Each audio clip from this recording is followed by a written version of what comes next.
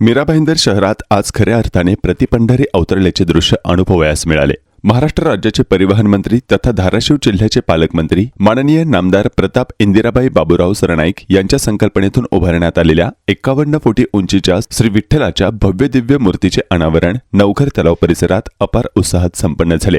गोडदेव विठ्ठल मंदिरातून तलावापर्यंत भव्य दिंडीचे आयोजन करण्यात आले होते। जय हरे विठ्ठलच्या अखंड गजरात, वारकऱ्यांच्या अभंग गायनात आणि भक्तिभावाच्या वातावरणात ही दिंडी पुढे सरकताच संपूर्ण मीरा भाईंदर शहरात भक्तिरस ओतप्रोत भरून वाहत असल्याचे दृश्य अनुभवायला मिळाले। अनावरण सोहळ्याच्या क्षणी परिसरात भव्य फटाक्यांची आतषबाजी रंगून गेली। रंगीबिरंगी रोषणाईने संपूर्ण नवघर तलाव परिसर उजळून निघाला। त्यात भर पडली ती लेझर लाईट शोच्या मोहक दृश्यांची, ज्याने वातावरण अधिकच अद्भुत आणि अविस्मरणीय बनवले।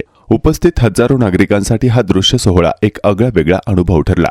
मीरा भाईंदरमध्ये उभारण्यात आलेली ही प्रतिपंढरीची भव्य प्रतिकृती शहराच्या धार्मिक आणि सांस्कृतिक वैभवात भर घालणारी असून भविष्यात हे स्थळ भाविकांचे आकर्षण केंद्र ठरणार असल्याचा विश्वास मोठ्या प्रमाणात व्यक्त करण्यात येत आहे।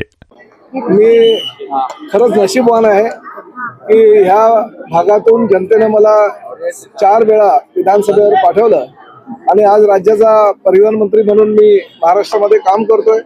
परंतु आनंद ह्या गोष्टीचा आहे की विठुरायाच्या मूर्तीची प्रतिष्ठापना व्हावी अशी मागणी गेल्या अनेक वर्षापासून माझ्या ठाणे आणि मीरा भाईंदरच्या जनतेने केली होती आणि आज तब्बल 51 फुटाची ही विठुरायाची मूर्ती मी नवघरच्या आमच्या जुन्या तलावामध्ये सर्वसामान्य जनतेला रोज दर्शन व्हावं यासाठी आमचे कोल्हापूरचे जे कारागीर आहेत, मूर्तिकार आहेत खरगे यांच्या माध्यमातून आज बसवलेली आहे।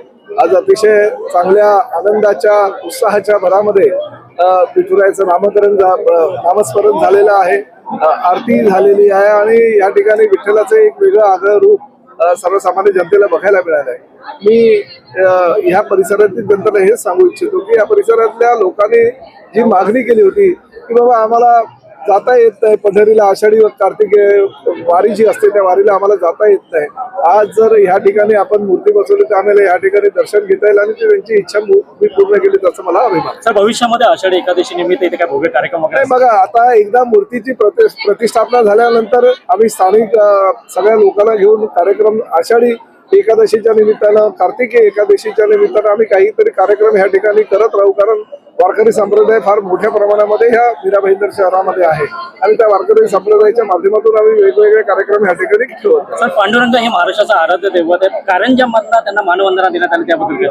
बघा, म्युझिकल फाउंटन ह्या ठिकाणी पूर्वीपासूनच होतं, परंतु विठ्ठलाच्या आरतीच्या माध्यमातून किंवा विठ्ठलावर केलेल्या गाण्यांच्या माध्यमातून ते कारंजे आणि ते पाण्याचे फवारे उडतात त्याचा आनंद सुद्धा ह्या जनतेला मिळतोय आणि लहान मुलं सुद्धा आनंदी होत आहेत। सर्वसामान्य जे वारकरी संप्रदायातली लोक त्यांच्या घरातली लहान लहान मुलं सुद्धा कोणी पंढरीला गेलेले नाही, त्यांना सुद्धा या ठिकाणी आल्यानंतर विठुरायाचं दर्शन होईल। आनंद ह्या गोष्टीचा आहे की प्रति पंढरी आता नवघरच्या ह्या तलावाजवळ अवतरली।